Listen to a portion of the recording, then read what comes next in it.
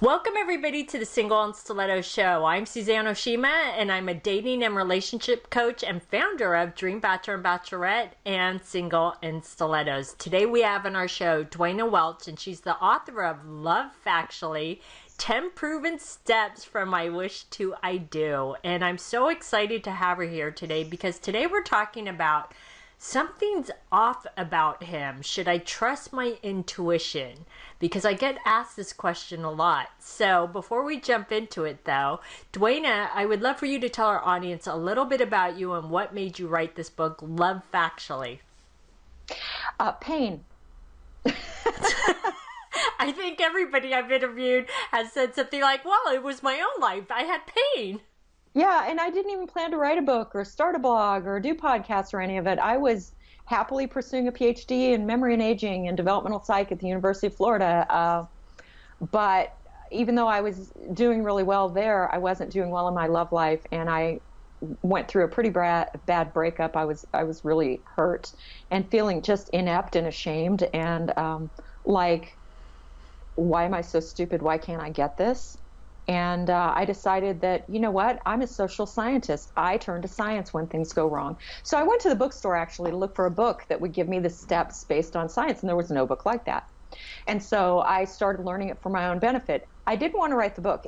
It was suggested for several years before I started the book that I should write a book about that because, as my husband used to put it, you know things that other people don't know and need to know.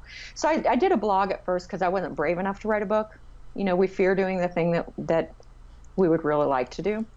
But the blog was well received in 30 countries, so that it turned into a book, and now I have clients all over the world, and I've got my book, and I just turned down a big fat book contract in the English language, but I said yes to Japanese, Spanish, Polish, and Vietnamese recently. Awesome. Well, and I love that you just shared that with my audience because my audience is not just within the United States. I have people from all over the world. So this is great. So ladies, if your first language is another language, look for her book in the language that she just mentioned. So this is great. So I hear this a lot. Some women will say, you know, something's off about this man that I just started dating and I can't figure it out, but I just feel like something's off. So should a woman trust her intuition? Yes. Now we can stop the video and I can tell you that actually the book isn't out in Spanish or Japanese or Vietnamese or Polish yet because it's under contract, and publishing houses have a really long time to put the book out, but it will be. So hang in there if you speak those languages. So your intuition. Yes, you should trust it. I think there's some recent research. I haven't read it myself, so this is kind of bullcrit. Bullcrit is when you speak up about something you yourself haven't read. But I recently heard that there's research that shows that we actually have a nerve that connects from our stomach to our brain that gives us a true gut feeling. And at any rate, what I know for sure is people report gut feelings and intuition, and they report that their intuition leads them to good things. Here's why I believe that to be true. First of all, we know from studies that you have a side of your brain that is unconscious, which gives you information that you do not have conscious access to. It is where your intuition seems to reside other than your actual gut, and that is the right side of your brain. Second piece of information. All of us have what are known as adaptation. I don't want to throw a lot of science jargon at you today, but an adaptation is something that has evolved. Literally, one of your ancestors had a spontaneous genetic mutation. Most mutations, most genetic changes that happen spontaneously, they're not helpful. They really aren't. We know that blue eyes have been around for about 10,000 years. Isn't that weird? And it probably was helpful in the population that it arose in. But any genetic change that is helpful eventually spreads throughout that entire population. If it's helpful, it will eventually become the mutation. So, for example, all bucks have antlers. They all have them, because if you don't have them, you know it's going to happen to you.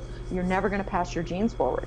The other guys are going to beat you. Bucks go to a knife fight in order to win. You know, it's a knife fight to win their fair love's favor. And if you go without your knives, you are losing. So an adaptation is a spontaneous genetic change that happened in antiquity that, or they still happen today, that was favorable enough that it gave that organism's offspring better odds of either surviving, procreating, or both. Why would nature give us all these gifts and not give us a way to tell when we are going to be prey? Ah, that's so interesting. Women know, for about the last year, there's been a lot of focus on misogyny. There's been a lot of focus on crimes against women. There's also been a lot of focus just on the way that women are silenced. I have a 16-year-old, and yesterday, a volunteer at my kid's high school walked up to her and tried to force her to have a conversation that she didn't want to have. And she said, I don't want to have this conversation with you. There was a teacher who observed this whole thing. I don't want to have this conversation with you. And he kept insisting and belittling her. And finally, the teacher that was in the room said, you need to back off. And he wouldn't listen to the female teacher anyway. He didn't assault anybody, but he did intimidate, and through his body language and his tone, he did threaten a teacher and a 16-year-old girl. Wow. Not cool. Okay?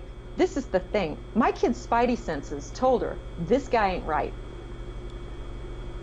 She knew. I think we can all think of the time that we thought, oh, this guy there's something off about him, but you know what? That's not fair. I'm not being fair right now. So I'm just going to learn more about him till I find out if my intuition is right. Some women don't survive finding out if their intuition is correct. The guy kills them. The number one cause of death, I should say murder, the number one cause of murder, of violent death to women of reproductive age, like 15 to 50, is a male partner who got jealous, a male partner who was controlling. So if your gut says this guy's dangerous, what I am saying is do not collect more data. Don't. Just stop seeing him.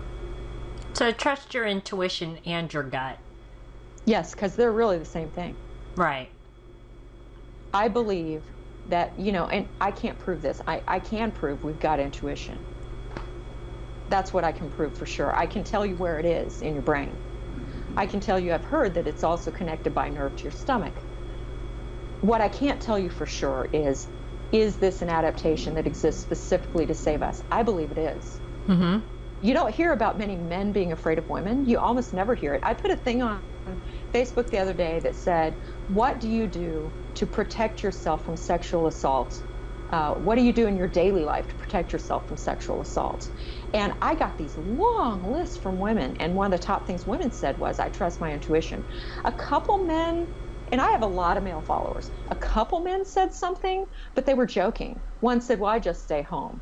He was joking. Another one said, I try not to dress too provocatively. He also was joking. The women were dead serious. Why do you suppose that is? Because there's a long history of predatory behavior toward women. Listen to your gut. It is there to save your bacon. And I've actually heard, and I guess I'll say this is bull crud. What I heard is that I've heard women are actually more intuitive than men. I don't know whether that's true or not. I do think that if you look at relationships, women need to be more intuitive than men. Yeah. They need, and so it wouldn't surprise me if we had evolved that, but I don't know of studies on that. Last point I want to make is there is a great book. I think it should be required reading for humanity. I brought a copy with me. The Gift of Fear by Gavin de Becker. Okay. Mr. de Becker is a security expert. He also is a child who witnessed severe physical and emotional abuse that his mother went through at the hands of his father. And he is really good about helping people understand how to use their intuition and how to protect them against predators. Well, these have been some invaluable tips and advice that you just gave the ladies. And so, ladies, really trust your intuition if you feel like something's off about him. So, Dwayna, I know you have a free gift for the ladies, so can you tell them a little bit more about it? Yes. This, as you know, is my book, Love Factually, and you can have the first chapter for free as a free gift to you at lovefactually.co, and also there's a place to contact me there, and I'll answer emails for free. Awesome. Well, thanks everybody for joining us on the Single and Stiletto Show. Our show is available both in video format and podcast format. If you'd like to view the videos, you could go to singleandstilettos.com. And if you'd like to get the podcast, you can download it from iTunes. And if you'd like to get our free ebook on why men disappear without a trace, you can click right here on the video, or you can go to singleandstilettos.com.